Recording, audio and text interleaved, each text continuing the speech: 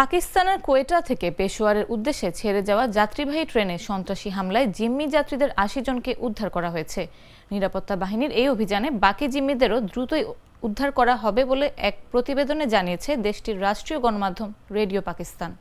মঙ্গলবার এই হামলা শুরুর পরপরই পাকিস্তানের নিরাপত্তা বাহিনী ট্রেনটিকে ঘিরে ফেলে এবং জিম্মিদের উদ্ধারে অভিযান শুরু করে।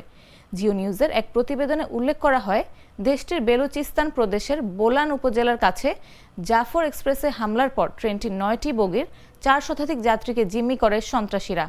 নিরাপত্তা সূত্রের বরাত দিয়ে রেডিও পাকিস্তানের প্রতিবেদনে বলা হয়, জিম্মিদের মধ্যে 43 জন পুরুষ, ২৬ জন নারী এবং ১১ শিশুকে উদ্ধার করা হয়েছে।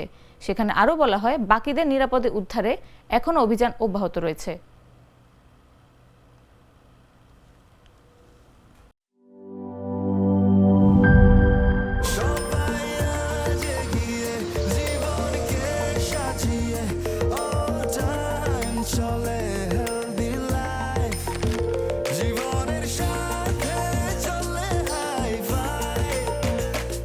চলার পথে স্বাস্থ্যকর all time honeycomb, all time healthy life.